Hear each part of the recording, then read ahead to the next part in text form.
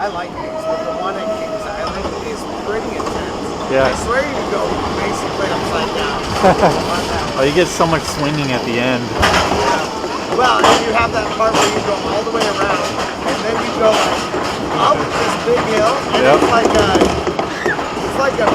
it's a big deal. That's where I think you go upside down. Yeah.